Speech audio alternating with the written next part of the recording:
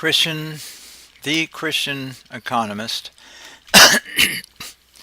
This topic, the Lord's example of economic faith.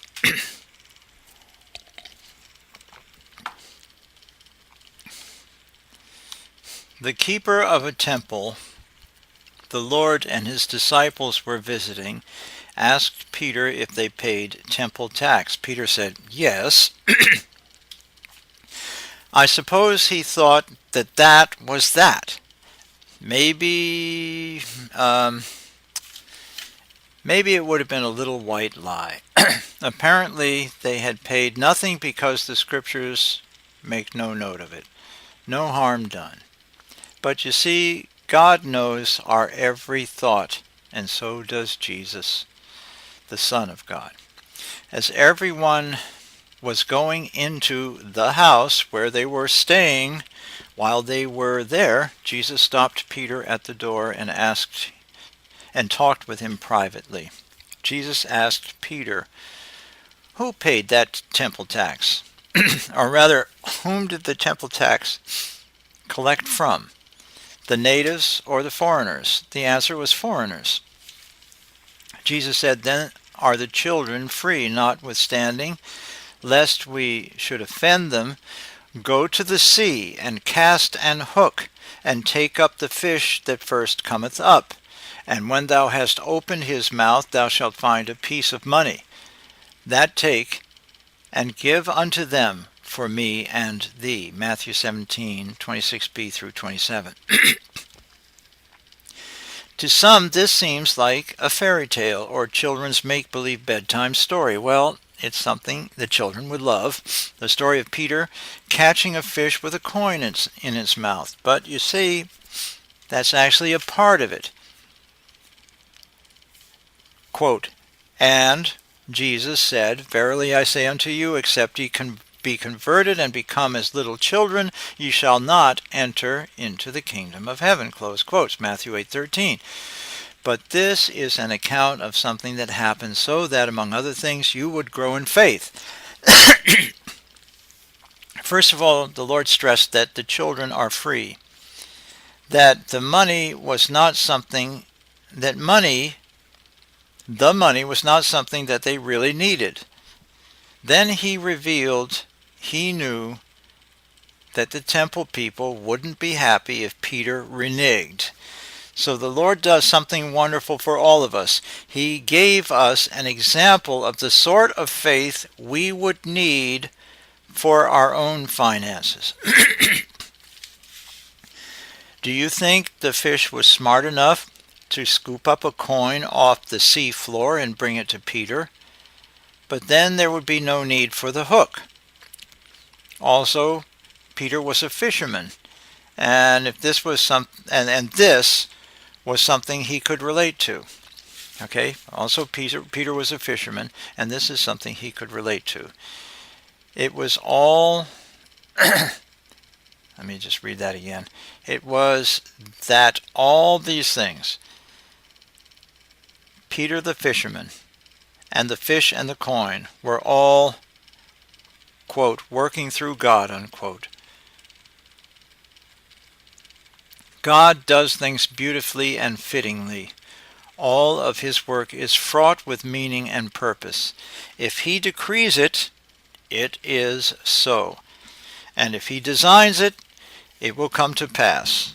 And without God and the Word of God, Jesus, is not anything done that is done.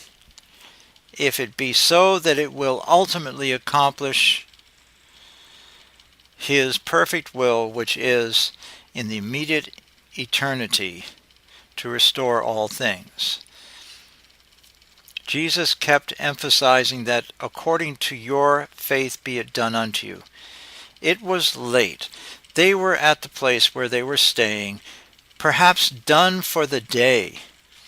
Perhaps time then for a meal, some teachings from the Master, and then bedtime. And now Jesus was telling Peter to do this, which would take some time and seemed, God forgive us, well, to most, perhaps childish and nonsensical. but Peter went ahead and did it. Perhaps the most important illustration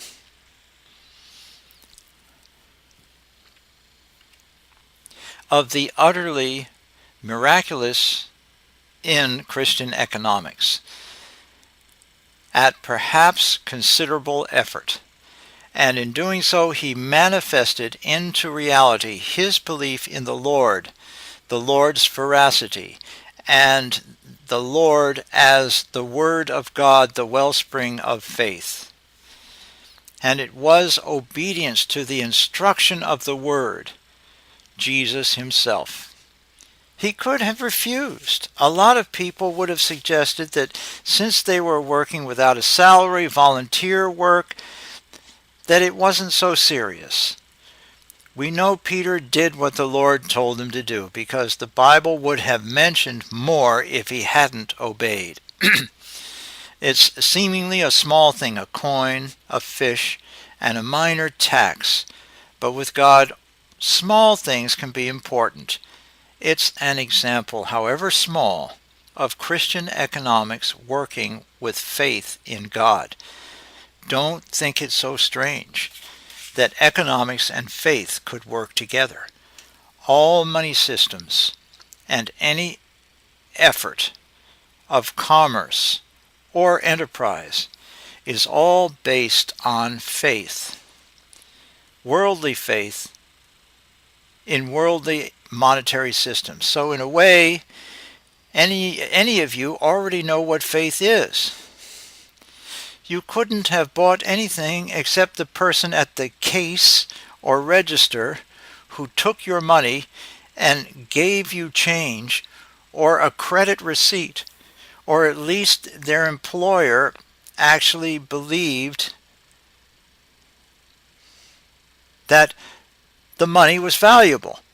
Either they who took your money or at least their employer actually believed that the money was valuable. The merchant is the greatest proponent of pecuniary faith in a pecuniary sense. Because without faith, the belief that the money has value, there is no commerce.